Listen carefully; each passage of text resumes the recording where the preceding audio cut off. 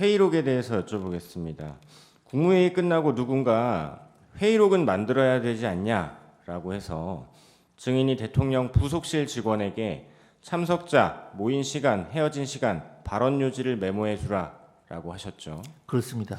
통상 국무회의 회의록은 언제 작성됩니까? 국무회의가 개최된 때로부터 빠르면 7일, 통상 뭐 한 열흘 이내 이렇게 만들어지는 것으로 알고 있습니다. 네. 비상계엄 선포 당시 회의록이 작성되지 않은 이유는 무엇입니까? 이 첫 번째 이유는요. 원래 그 회의록 작성의 책임자는 저희 행안부의 의정관이 작성하도록 되어 있는데 그 당시 국무회의에 의정관이 참석을 간사합니다. 간사인데 이 간사가 참석을 못했기 때문에 국무회의 참석자라든지 개최 시간, 종료 시간, 발언 요지 등을 확인하는 데 시간이 걸렸을 것이고요. 무엇보다도 이제 그 비상계엄 선포 이후에 비상계엄이 뭐 내란이다라고 몰아붙이면서 뭐 회의록 작성을 하는 것이 비상계엄에 동조하거나 비상계엄을 방조하는 것이 아니냐라는 분위기가 형성돼 있었던 것 같습니다. 그런 상황에서 더 이상 회의록을 작성할 수는 없었을 것이라고 생각하고요. 제가 12월 8일자로 사퇴를 했기 때문에 그 이후의 정황에 대해서는 제가 자세히 잘 모르겠습니다. 네. 국무위원들 국무회의 후에 부서는 실제로 어떻게 이루어집니까? 부서는 국무회의를 마친 다음에 그 관계 장관들이 자기 집무실로 돌아가서 전자적인 서명을 하는 방식으로 이루어집니다. 그럼 이 사건 비상계엄 선포 관련 국무회의 때 부서가 없었던 이유가 무엇이라고 생각하십니까?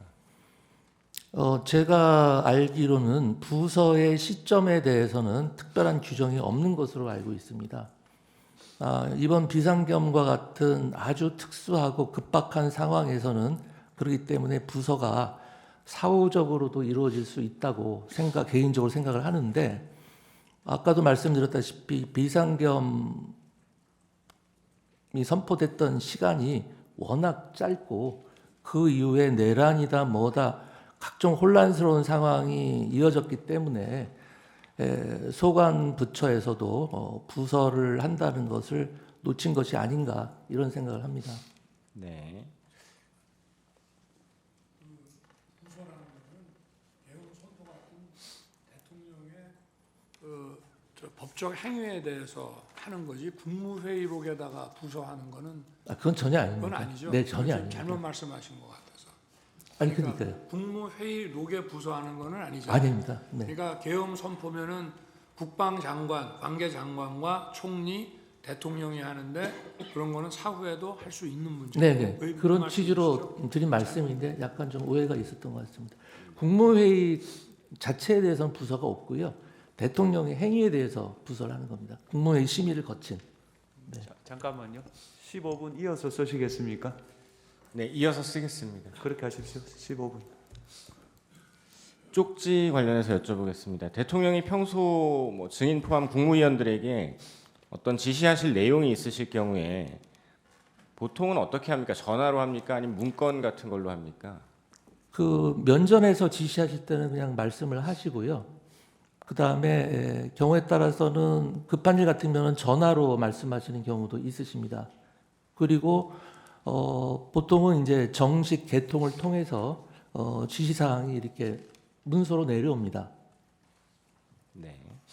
증인은 비상계엄 선포 전후로 대통령 집무실에서 대통령 또는 국방부 장관으로부터 비상계엄과 관련된 어떤 지시사항이 기재된 쪽지 받으신 적 있으십니까? 전혀 없습니다. 그러면 대통령이나 국방부 장관이 쪽지를 주진 않았지만 보여주면서 어떤 지시 내용을 알려준 적은 있습니까?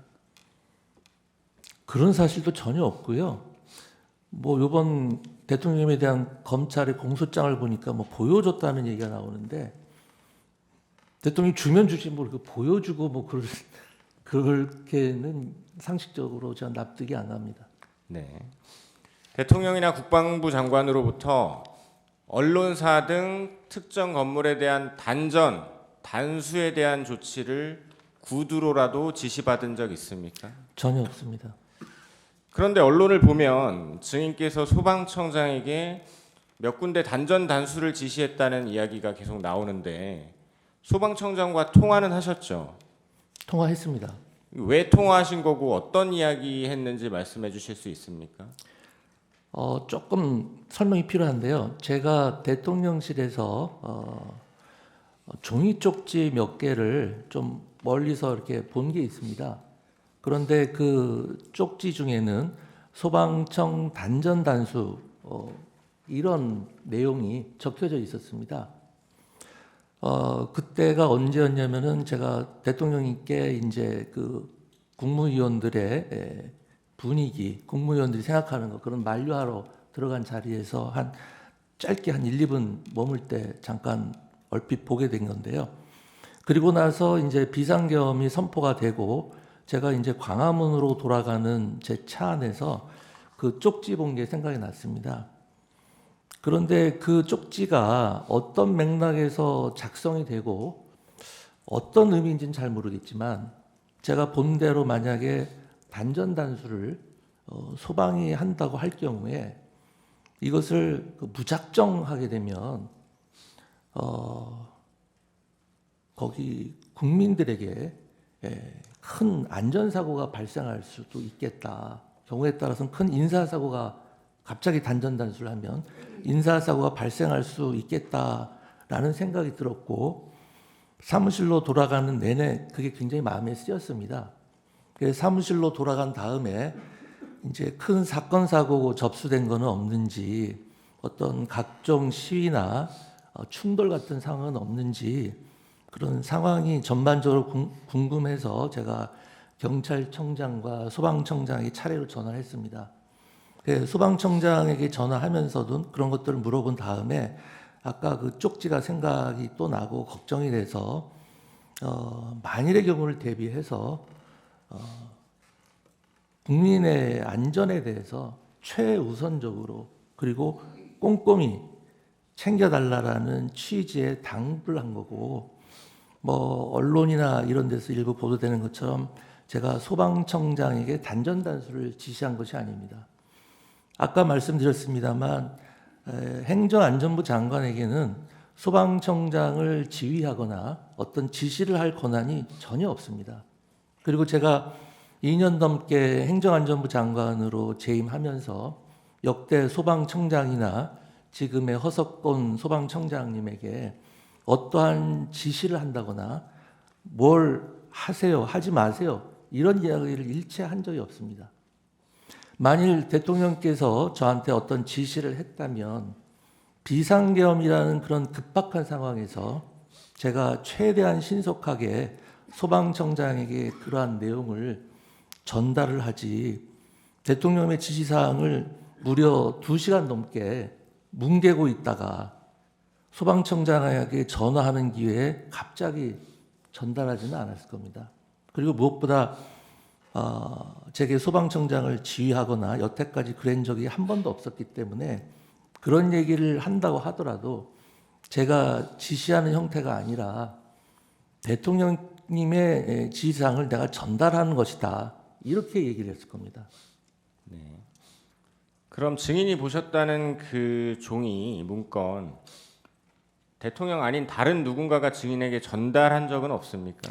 전혀 없습니다. 그러면 그 종이에 적혀 있다는 지금 언론에 언급되는 몇몇 장소에 계엄군이 가지도 않은 거 알고 계시죠? 네, 알고 있습니다. 그럼 상식적으로 그 장소들에 대한 단전 단수 얘기도 필요 없는 거죠? 그렇죠. 당연하죠. 단전 단수 관련해서 대통령 지시나 국방부 장관 협조 요청도 따로 받은 적 없으시죠? 없습니다. 대통령이 단전 단수가 만약에 필요했다라고 생각하면 증인에게 직접 지시를 하셨을 텐데 직접 지시하지 않으신 이유가 뭐라고 생각하십니까? 가장 근본적인 이유는 이번 비상계엄에서 그러한 조치는 아예 배제됐기 때문에 지시를 할 이유가 없었다고 생각을 하고요. 이태원 참사 이후에 헌재 결정문에도 나와 있지만은 행안부 장관에게 경찰이나 소방에 대한 지시 권한이 없다는 것은 다 알려진 상황이었고 대통령께서 누구보다도 그 점을 잘 알고 계시기 때문에 저한테 그런 유형의 지시를 내릴 일이 없었을 겁니다. 네. 그럼 증인은 대통령이나 국방부 장관이 증인 말고 최상목 경제부총리에게 쪽지 주는 거 보셨습니까? 저는 못 봤습니다. 네. 다음 행안부 간부회의 관련해서 몇 가지 묻겠습니다. 증인 23시 10분경 용산에서 출발하고 23시 30분경 집무실 도착, 그리고 00시 00분경 행안부 간부회의 주최하셨죠? 네, 간부회의에서 경찰국장이 경찰이 의원, 보좌관, 언론인들을 신분이 확인되면 국회에 출입시키고 있다라고 이야기했었죠. 네 그렇습니다. 간부회의에서 경찰이나 소방 담당자에게 증인께서 단전단수 방법을 알아보라거나 단전단수를 하라거나 이런 지시한 적 있으십니까? 그런 적 일체 없습니다. 계엄 해제 이후의 대통령과의 통화에 대해서 여쭙겠습니다. 증인 2024년 12월 4일 13시 06분경 대통령에게 전화하신 적 있으시죠? 네 있습니다. 당시에 증인 대통령에게 어떤 이야기 하셨나요? 제가 그때 대통령께 드린 말씀은 대통령님 계엄 해제는 신속히 해제를 정말 잘하신 것 같습니다라고 말씀을 드렸더니 대통령께서 하시는 말씀이 그래 말이야 그렇지 않아도 좀 전에 서울청장인지 경찰청장인지 하고도 통화를 했는데 신속하게 의원들을 출입을 시켜서 계엄이 빨리 해제되고 그 덕에 유혈 사태 최악의 경우에 유혈 사태도 일어나지 않고 잘 해결된 것 같다. 그래서 그 서울청장인지 경찰청장인지를 잘했다고 칭찬해 줬다. 이런 취지의 말씀을 하셨습니다. 네. 그리고 같은 날 13시 45분경에 이번에는 대통령이 증인에게 전화하셨죠. 네네. 그때 대통령이 이 비상계엄 선포와 관련된 어떤 소회를 이야기하시면서 했던 이야기 기억나십니까? 그때는 뭐 정확히 기억 안 나는데 그 아까 좀 전에 전화했을 때 하고 비슷한 취지의 말씀을 하셨습니다. 뭐 정말 절박했다. 예, 탄핵 예, 때문에 예. 도저히 어떻게 해볼 도리가 없다 이런 이야기 하셨었죠. 네. 그러면서 뭐 그렇게 말씀하시면서 참 지금 뭐 내란 이야기가 나오고 있는데 참 황당하다. 뭐 이런 말씀도 하셨다는 것 같습니다.